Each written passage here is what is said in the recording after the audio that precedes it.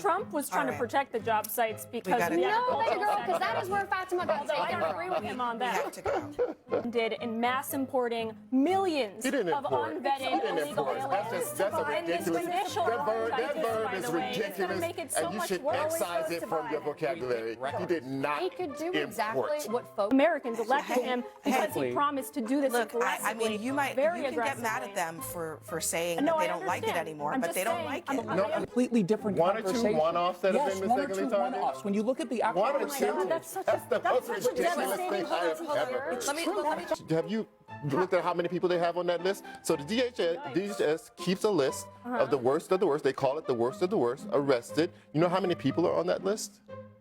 Tell me. You don't know, right? Tell me. Exactly. So in this clip, we're going to see this CNN Abby Phillip panel corner these two MAGA defenders, MAGA stooges, whatever you guys want to refer to them as, in regards to the actual data and the statistics when it comes to the people that it is that ICE are actually rounding up and arresting. This is a interesting back and forth, but as usual, let's watch the clip in full. I'm going to sprinkle my thoughts, my perspective throughout, but I'm mainly going to give it towards the end. I will leave a link in the description below to the full exchange, so you can check that out when you want, if you want to. Let's get into it. That was the Trump administration being very clear about who it is targeting in its immigration crackdown. The worst of the worst, they say. But new reporting is casting some doubt on that. According to a DHS report obtained by CBS News, out of nearly 400,000 total ICE arrests, about 60% had criminal charges or convictions.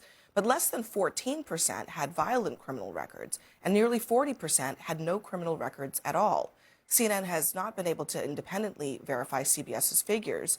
And tonight, the Department of the Department of Security is pushing back on the report, saying drug trafficking, distribution of child pornography, burglary, DUI, embezzlement, solicitation of a minor, human smuggling are all categorized as non-violent crimes. So, look, I think this is actually a legitimate debate about when they say violent crimes are the worst of the worst, what does that encompass and how transparent should they be? But at the same time, I think the statistics are pretty clear. Let's look at just gang affiliations, for example. 98% of those arrested have no gang affiliation. Only 0.3% are Tren de Aragua, which we've been reliably told by Stephen Miller was launching an invasion into the country. 40% of these people have no criminal records at all. Another 30%, they have criminal records that are not anything violent or murderous or even the things that the DHS is saying are serious problems. So it does seem to indicate that there's something different happening than what they're claiming. Yeah, well, I mean, this administration said that they would prioritize deporting the worst of the worst, but they didn't say only the worst of the worst. I don't think those two things are mutually exclusive. The Trump campaign explicitly ran on the most enormous deportation campaign in American history.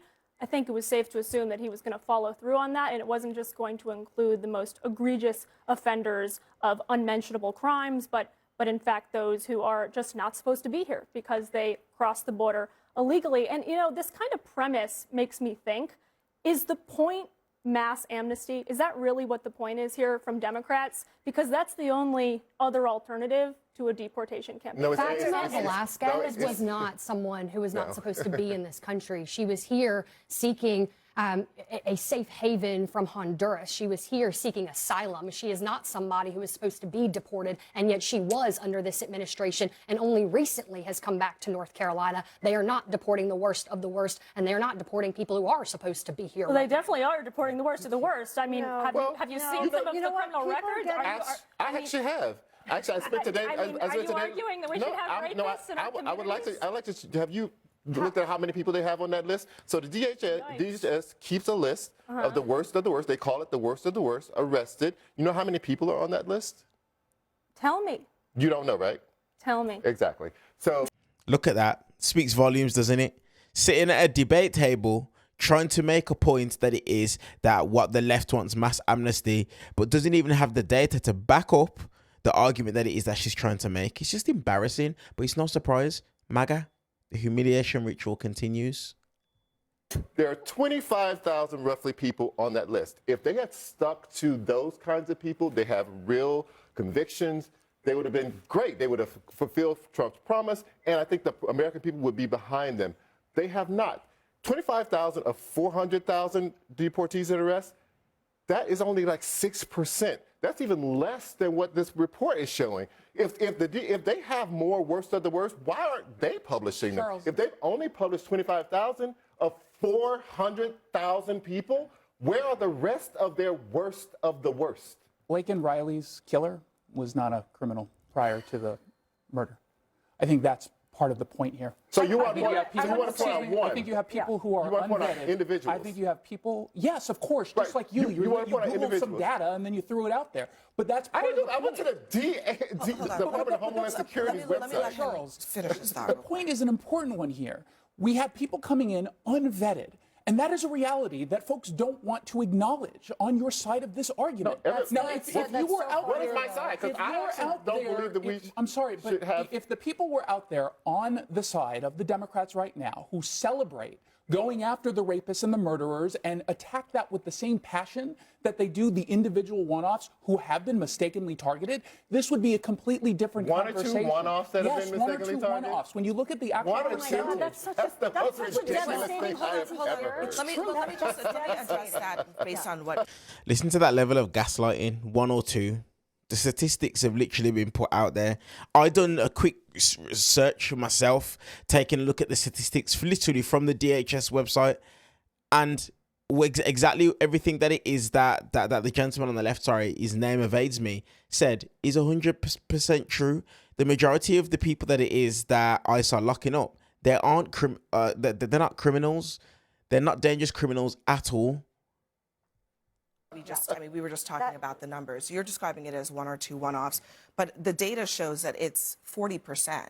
but no, the data does not say that 40% of the 40% of people are have no criminal record at all, No, and that includes coming out of the Trump that administration. includes They're crossing still the border subject to illegally. deportation. Hold on. Yeah, okay, hold on. Let's just all be talking about the same thing. Yeah. You're saying one-offs are people who are being caught up in this. The data seems to indicate that 40% of the people that have been arrested have no criminal record at all. So maybe they are in the country in an uncertain status. Maybe they are in the country, they have overstayed a visa. Or maybe they are like this Irishman who has been in the country for 20 years with a valid work permit, who was months away from a green card interview, or like some other examples. The New York Times did a story a few months back about people who were literally in their green card interview and were detained by ICE in their green card interviews. Right. Those are in the 40%. So that's not one or two people. That's a lot of people. But it is, I think it's more to the story. So, for example, this guy from Ireland who overstayed a 90-day visa since 2009. That's That's an administrative infraction. And But under when US should they be But hold on a deported? second, Jason. Under US law, it is legal, perfectly legal for him to rectify his status through marriage to an American citizen, which is exactly what he was doing, which is why 16 years hold on a later. second, which is why he had a valid US work permit, which was issued by the United States government in his pending green card. So we have a process in the law where people who, like this man, maybe he overstayed a visa, can rectify their status and they're not penalized for it. But they are subject. They are still subject to the laws, and that does include being deported. Jason, But the thing is that they it's didn't about just say that they were going to capriciousness, deport right? people. Look, a lot of people on the conservative side say deport everybody. 56%, when you're asked that question point blank, say we favor it. But when you ask them more specifically, do you favor deporting people who have lived here for a number of years, have jobs, no criminal record? 56% oppose that. And it's because Americans understand that it doesn't make any sense to deport somebody who's married to an American citizen, has a work permit, is about to get their green card. What's the point of detaining him for months? And Abby, what I want to say about the law and what you're missing is people are going through the immigration and naturalization process. They are submitting the paperwork to gain permission to stay here. whether they're here lawfully or not, or they came in lawfully, but they're overstaying. Those are civil liabilities. Those are not crimes, and those are not the worst of the worst. But to have an immigration policy, I get what you're saying, and I agree. I've worked in the criminal justice system. People who come here and don't belong here and are guests of the country or are here unlawfully and commit crimes, they should be shipped right out. And they usually are. They were in the old days under ICE 1.0. They went to all the courthouses, and whoever came out with a conviction, they put them right into immigration custody. They went to a detention hearing, and they were flown out of the country. And that's how it was always done. This is ICE on steroids. This is happening where people who are lawfully applying to be citizens or to remain here or have family connections in the middle of paperwork are going to their government-sponsored interviews, showing up at federal courthouse buildings where the immigration courts are to do it appropriately and are being swept up and shipped out of the country. College students who've gone home, we've seen the stories in the news. They've gone home on a break. They've traveled to another state to go visit family, and they're here on student visas, and something's going wrong, but they're doing it right, are being shipped away from their families out of the country. This is a mass market deportation, and it was never done this way, and it's not being done properly, and they need to change it. No one's saying eliminate deportation of illegal people. Yeah, they're definitely saying abolish the entire institution that is literally supposed to be doing because immigration that's enforcement. absurd. That's absurd. But to go around, sorry, one more point, and go ahead. To have the government over and over again, we saw the worst of the worst. We're doing the worst of the worst. Don't convince the American people that you're doing it the right way, because the people in the cities and are seeing their neighbors getting deported who have jobs and have families and children in schools. They are not the worst of the worst, and people know the truth. I wonder, Caroline and Jason, I mean, do either of you acknowledge that prioritization would actually help the Trump administration politically on something that used to be a top issue for them and now has become a liability? Well, Obama, deporter-in-chief, certainly prioritized violent illegal aliens at first and then moved on to those who also are not allowed to be here because they crossed the border illegally. Again, that's federal law. That's a violation of federal law. We didn't see 2 U.S. citizens die during his term under that And you also didn't see masked ICE agents running around ripping people out of cars when Obama was president. But I want to address the But point let me just here. restate my question. Do you believe that prioritization would help Trump get this issue back? I mean, they have seemed to have ceded this issue to Democrats in a way that is extraordinary. And they simply could just start actually prioritizing the people who virtually 98% of Americans agree should be taken off the streets and deported. Well, first of all, as I said, he literally did run on this. So for the polling that stands right now showing that more than 50% of Americans or even Republicans oppose the way he's conducting this, they did elect him. And most Americans elected him because he promised to do this aggressively. I mean, you can get mad at them for saying that they don't like it anymore, but they don't like it. No one voted for conspicuous no one else terror. is also talking about No one voted how for Trump conspicuous kind of terror. inherited a very impossible situation with the sanctuary city policies, which basically make it almost impossible to do these types of sanctuary cities existed under Yeah, Obama. They existed under Trump 1. They existed under Biden, and they exist under Trump 2. This is not a sanctuary city problem. This is not a sanctuary city problem. When have we seen these defiant This is a protests? quota problem. When have we seen this is a quota problem? The administration said they wanted to deport 1 million people a year, and Stephen Miller says he wants 3,000 a day. We know what happens when you put quotas on arrest. We've had that with police departments. It leads to all kinds of civil and human rights violations, and that is exactly what we are seeing because they need to meet the quota. I hear you that you there's don't, room because for you're not even error. listening. They want to meet the quota, so they are doing things that are conspicuous terror, and that is a policy of the administration. That is horrendous. How do you propose that we rectify what Biden did in mass importing millions of unvetted illegal aliens? That's a ridiculous. That verb is ridiculous, and you should excise it from your vocabulary. He did not He could do import. exactly what folks have asked for, which is that you do get the most violent of the violent out of this country. That is not what he is doing right now. Instead, he is going to job sites. He is taking people off of HVAC sites right now and deporting them. Trump was trying to protect the job sites because no, baby girl, because that is where Fatima got I taken don't agree with him on We that. have to go. Okay. All right. He is one of the top U.S. skiers. Man, the thing about MAGA is this. It doesn't matter what you say. It doesn't matter what you do. to them. Even when you give them facts and statistics, they're always going to find a way to try and skew those statistics and try and say, that's not true, that's not real. Or they're just going to believe it's a conspiracy theory. Why? Because it goes against their commander-in-chief, their orange god, Donald Trump. And this is why sometimes I see it in the comments, people saying that debates like these are pointless because you can't get through and you can't communicate to people like these. And I do understand to an extent where these people are coming from when they say that. I even say that sometimes. I genuinely do. But what it is that I believe is, I believe shows like this are important. But the most important thing you guys could do, and we can do, is this. Don't just watch these clips yourself. You need to be sending these clips to friends and to family that are on that side of the aisle, that lean towards Donald Trump, that lean towards the right, because of the fact that they're nonsensical arguments and narratives and points that they try to make.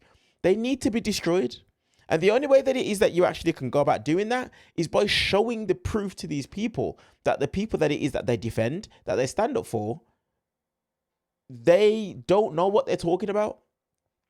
The fact that it is that they're trying to argue, oh yeah, Donald Trump, this is what people voted for. Nobody voted to see people who aren't, even if someone isn't in the, even if someone crossed the border now, yeah, and they're going through the process of trying to get a green card. Nobody wants to see people dragged out of vehicles. Nobody wants to see that. Nobody also wants to see American citizens that are exercising their First Amendment right being shot in the face or being executed in the back, in the middle of the streets. In the United States, nobody wants to see that.